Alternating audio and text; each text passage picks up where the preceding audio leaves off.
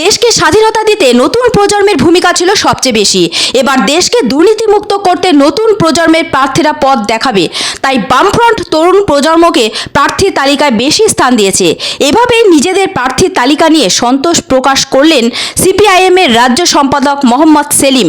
তিনি সরাসরি চ্যানেল বাংলার মুখোমুখি হয়ে বলেন, তৃণমূল ও বিজেপির প্রার্থীর তালিকায় একে অপরের ফেল করা মুখদের স্থান দিয়েছে, আর আমরা দিয়েছি ছাত্র যুব আন্দোলনের মাধ্যমে রাজনৈতিকভাবে বলিষ্ঠ তরুণদের। অন্যদিকে জলপাইগুড়ি আসনের বামফ্রন্টের প্রার্থী দেবরাজ বর্মনকে সমর্থন করেছে কংগ্রেসও। চ্যানেল বাংলাকে দেওয়া একান্ত সাক্ষাৎকারে দেবরাজ বর্মন বলেন, আমি জয়ের ব্যাপারে আশাবাদী। মানুষের ভিড় বলে দিচ্ছে এই নির্বাচনে কারা জয়ী হবে। প্রথম দফা নির্বাচনী প্রচারের শেষ লগ্ন। জলপাইগুড়ি কেন্দ্রে বামফ্রন্ট মনোনীত প্রার্থী কংগ্রেস সমর্থিত দেবরাজ বর্মন। তরুণ প্রজন্ম থেকে প্রবীণ সবার মধ্যে একটা উৎসাহ তৈরি হয়েছে।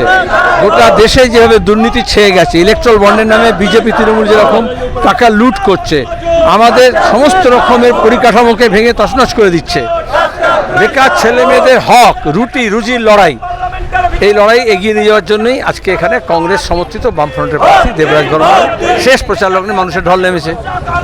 আমরা দেখতে পাচ্ছি এবং আমরা শুনলাম মোহাম্মদ সেলিমের কথা। আপনারা দেখছেন উনি কিন্তু হাত নেড়ে প্রচার করছেন। আর একটা কথা বলবো যে যে জায়গায় দাঁড়িয়ে আমরা দেখি যে এবার কিন্তু আপনাদের ইয়াং জেনারেশন ম্যাক্সিমামভাবে লড়ছে। যে কোনো ক্ষেত্রে নতুন প্রজন্ম যদি এগিয়ে আসে, সে স্বাধীনতা আন্দোলনের সময় হয়েছিল, আর এখন সাংবিধানিক কাঠামোকে বাঁচানো, গণতান্ত্রিক কাঠামোকে বাঁচানো, মানুষের মধ্যে ঐক্য এবং চোর লুটেরাদের তাড়ানো, এ ব্যাপারে নতুন প্রজন্ম উৎসাহ নিয়ে এগিয়ে এসছে। তারই স্বীকৃতি আমাদের প্রার্থী তালিকায় নতুন প্রজন্ম। বিজেপি তৃণমূলের কাছে সব রিসাইকেল অ্যানিমেল। তা হচ্ছে তৃণমূল থেকে ফেল করেছে, বিজেপি থেকে গেছে, বিজেপি ফেল করেছে, তৃণমূলে গেছে। আমাদের একেবারে নতুন মাঠে ময়দানে লড়াই থেকে উঠে আসা প্রার্থী। কি বুঝছেন এবারে 34 বছর পর? মানুষ বিতশ্রদ্ধ বিজেপি তৃণমূল। এই এখন মন্দির নিয়ে, মসজিদ নিয়ে, হিন্দু নিয়ে, মুসলমান নিয়ে, ঈদ নিয়ে রাজনীতি হচ্ছে।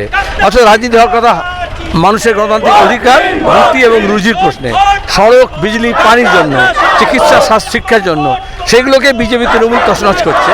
সেজন্য মানুষ এবার বামপন্থীদেরকে সমর্থন করবেন এই আশা রাখি। আপনি দেখতে পাচ্ছেন আজকে মিছিলে যে স্লোগানগুলো উঠছে, সেই স্লোগানে, এই রাস্তার স্লোগানে আমরা দিল্লিতে নিয়ে যেতে চাই। সেই জন্য আমাদের মানুষের কাছে আবেদন, আপনাদের দাবি নিয়ে আমরা লড়াই করতে চাই, আপনাদের সহযোগিতা চাই, এই আবেদনই মানুষের কাছে। কিরকম আশাবাদী? সম্পূর্ণ পরিমাণে আশাবাদী, 100% আশাবাদী।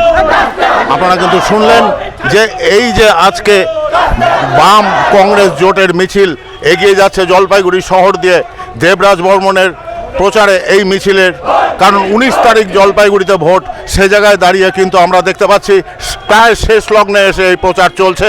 আপনারাও সেই দৃশ্য দেখছেন, মিছিল কিন্তু পায়ে পায়ে এগিয়ে চলেছে। এবং আপনাদের আমরা শোনালাম দেবরাজ বর্মনের কথা, যিনি এবারকার প্রার্থী বাম কংগ্রেস জোটের সিপিএম প্রার্থী, এবং মোহাম্মদ সেলিম যিনি এসেছেন এবং তার বক্তব্য আমরা শোনালাম। আপনারা শুনলেন সেই বক্তব্য।